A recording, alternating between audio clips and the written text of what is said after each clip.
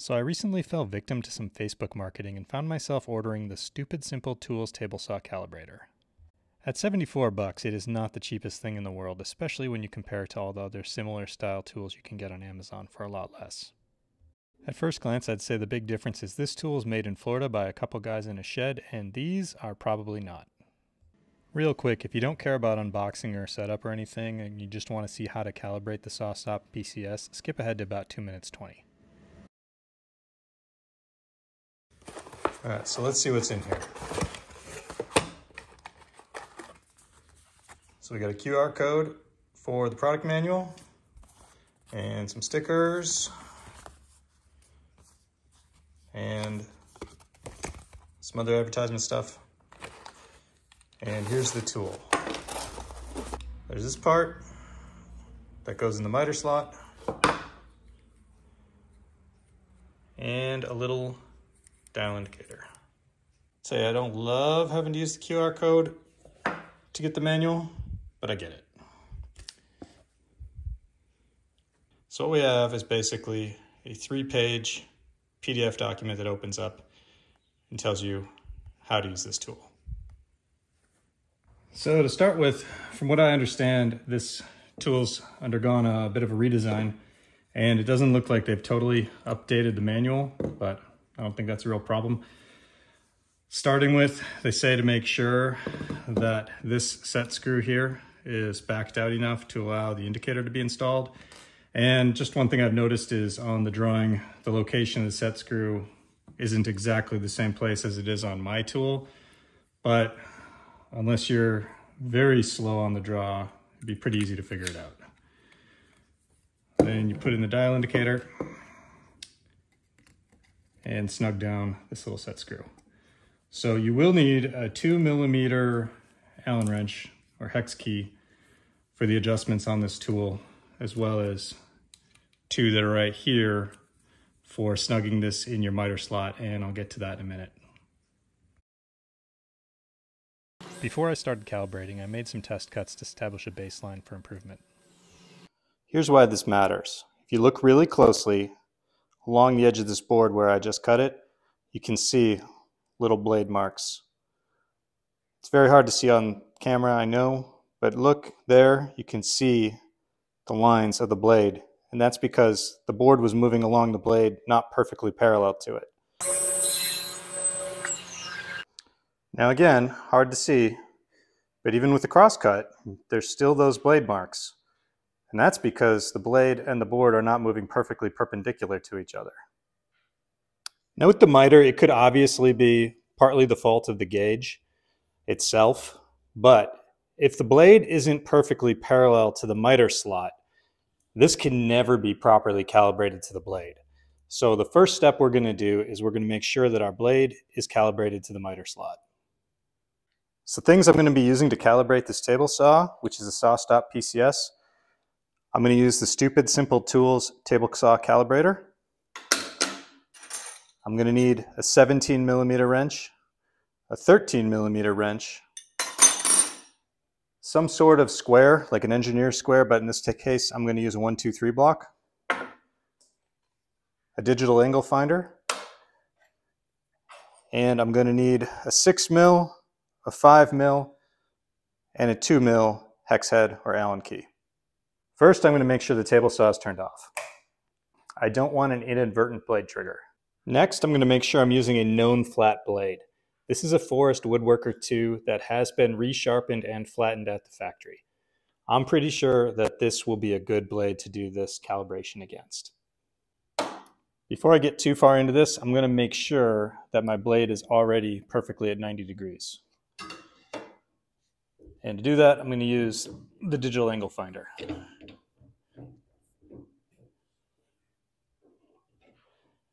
Now, if your saw won't get to 90 degrees, it's because there might be some gunk or some stops on the trunnion that are out of adjustment. That is not going to be part of this video. My saw is weird. Sometimes it goes right to 90, sometimes it's really finicky. This was one of the finicky times. All right, the blade is perfectly at 90. We're going to assume that the digital angle gauge is accurate. The SawStop instructions tell you to do this calibration with the blade 2 to 3 inches up above the throat plate and with the throat plate removed. What I've found is with this tool, this piece right here needs to be able to ride on the throat plate for an accurate measurement, so I'm going to leave it in. All right, to start with on this tool, in these holes are little set screws, and this is what you need the 2mm Allen wrench for, and they move these little ball bearings in and out, and that's to get a tight fit in your miter slot. These miter slots I've already cleaned and deburred with a little bit of sandpaper. So now I'm going to adjust those little set screws to get a good, nice, tight fit. And as you can see right now, the one in the back is too far out and the one in the front is too far in. But if I don't have a good, nice fit in the miter slot, the tool's going to move and that's going to throw off my measurements.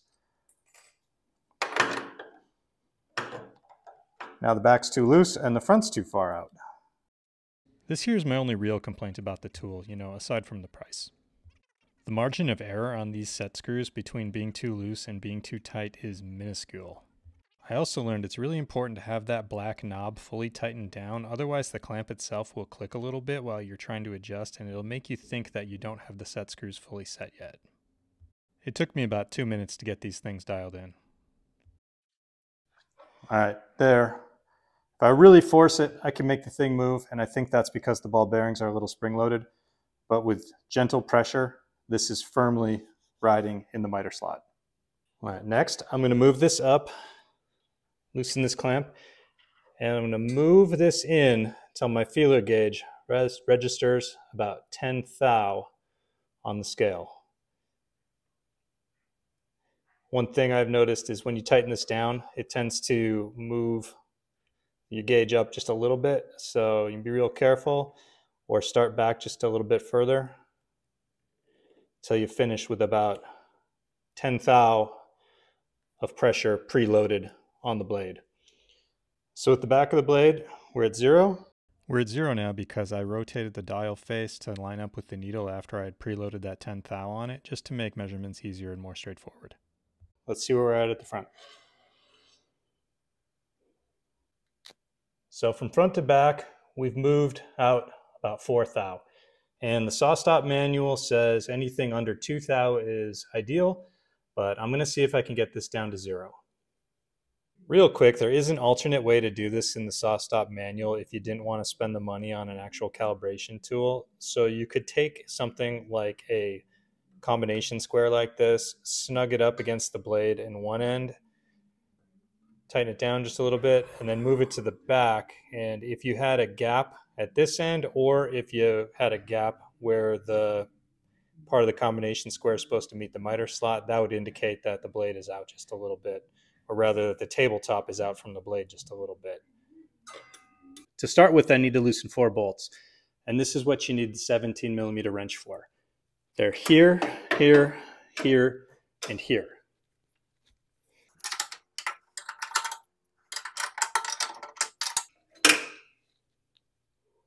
All right, this is the motor side of the saw. Motor right there. And this is actually easiest to do if you open this door up. Here, up in this hole, and it's really hard to see, there is another hex head, and this is what you need the 5mm wrench for. And that's used to turn in and out to adjust this right here along the pivot point for really fine micro adjustments. So there you can kind of see that bolt head. On the table side, or the extension wing side, there's another hole, and this one I don't think I'm going to be able to get the camera up in there to see, but it's the same thing, another hex head. So the pivot point on the saw is here, and those set screws here and here, and by moving them in and out on either side, changes the relationship of where this part of the blade is versus here to a greater degree than here to here, which is why we start calibration from here and adjust back towards the end of the blade. So 0 back here, but up at this end of the blade, we're about 5 thou too far this way. So we need to bring the table to the left. And I'm going to do a series of loosening on this side and tightening on this side It's a little hard to catch on camera, but I'll tell you how long it takes when I'm done. It took about 6 minutes. After playing around with those set screws, now I've got it 0 back here, 0 right here.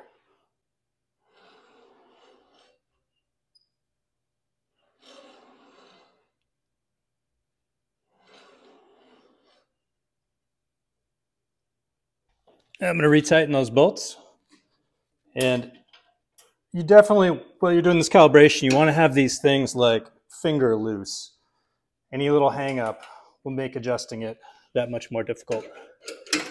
So I don't know if there's a specific torque value for these, but I'm just going to go tight, not gorilla grip.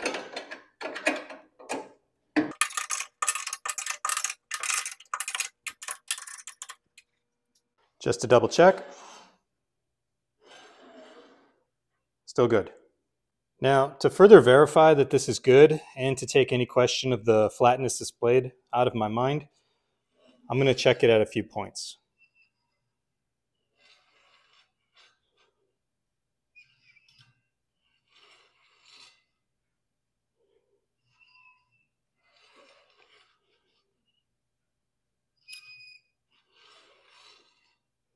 And that looks good. I saw it maybe out a single thou on one of them, and that's probably the blade.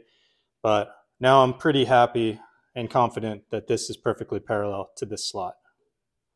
So that step right there will solve alignment issues between the table and the blade for a miter gauge. But now, as most of what I do on this is ripping, I'm going to take you through the steps to make sure that the fence is going to be perfectly parallel to the blade. But before I do that, I want to just make sure my blade is parallel to this miter slot on this side too. Because if it's not, that would indicate maybe there's something wrong with my blade, because there's nothing I can do about where these miter slots are, how they're ground. And it appears to be perfectly aligned on this side of the blade as well. To start with, I'm going to make sure that my fence is perfectly 90 degrees to the table. So I'm checking that with this 1, 2, 3 block. And I can see from this little bit of movement that I'm not quite 90 degrees to the table, at least on this side. I never use this side of the fence, so I'm really not concerned about that. To adjust that, I'm going to use my 6mm hex and these 2 plastic set screws that ride on this bare metal part, and it causes a tilt in the fence, and it also lets me lift it a little bit proud of the table surface if I want to. There's a little pad on the bottom in the back or trailing edge of the fence that holds that end up, so I can use these two to kind of get this even, the whole fence even on the table, and to adjust the tilt.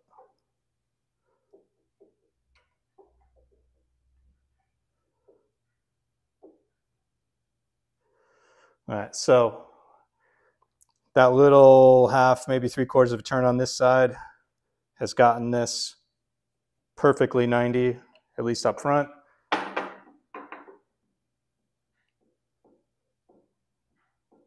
Not so much in the back. I'm going to give it just a little bit more. All right, better in the back. Still good in the front. Easy enough. All right, now I need to see how my fence is in relation to the blade. And I know that this miter slot is perfectly aligned with the blade because I checked it. So what I'm going to do is I'm going to move my fence in, and I want the fence to be past where the split is between the wing. I want to be measuring against the center actual part of the table saw. So I'm going to put it there, I'll lock it down, and then I'm going to set this gauge just like I did with the blade. All right, 0 out. And this is tighten slot. Put about 10 thou of pressure on it.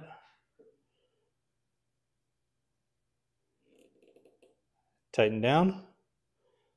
0 out again. And so starting back here, I'm at 0.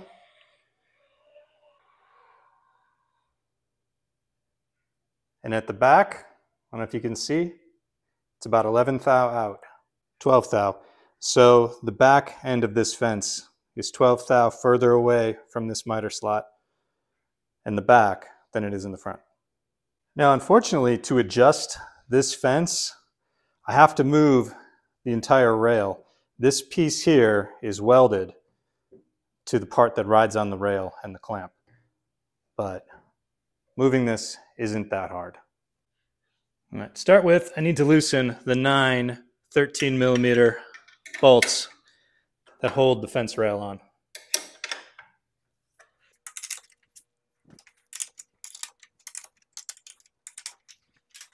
So I have the fence rail loosened. The fence is still locked down to it, and I'm still about 10 thou too far that way. So what I'm going to do to bring the fence a little over is I'm going to start by tapping the far end of the fence rail a little bit and see if I can't bring this over just a little. And that put me 20 thou too far that way. So light taps.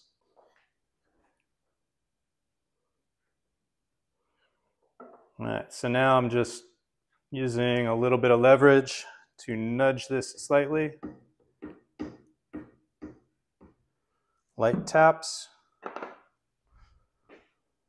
Let's see where we're at. All right, now it's zeroed out back here.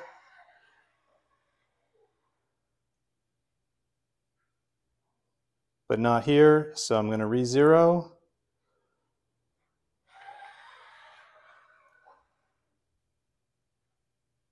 So pretty good. You can't see it, but we're only about 3 thou out.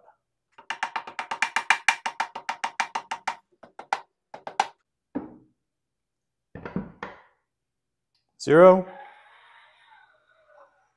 Zero.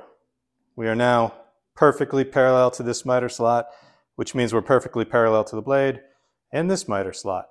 So I'm going to go through and retighten those bolts, but I'm going to check every time I tighten one to make sure, because there's a lot of leverage on this and I don't want to throw it out at all.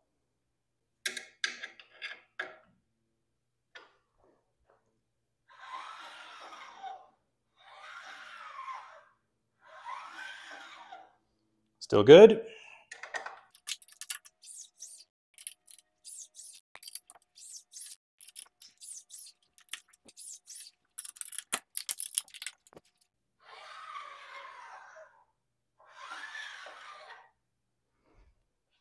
Now, just to verify, I'm going to try taking measurements in a few other spots just to eliminate that variable from my mind.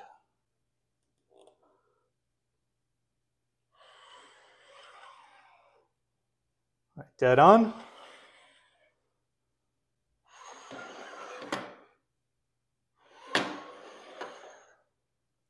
Still good. Okay, so we've calibrated everything that I'm worried about calibrating. Let's do another test cut and see if it improved anything.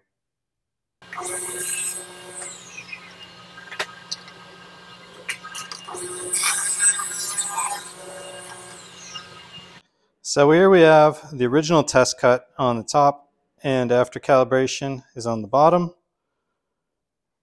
And it's really hard to see on camera because the striations from the blade are so small. And I'm having some focus issues, but the quality of the cut on the bottom after calibration is much, much better than what was on the top. For my crosscut, I can still see a few blade marks, and I think that's just the blade. Overall, it is about the same. And to be fair though, the blade in the saw right now is not a crosscut blade. It's a combination blade or just strictly ripping blade. So I'm not overly surprised that that looks that way.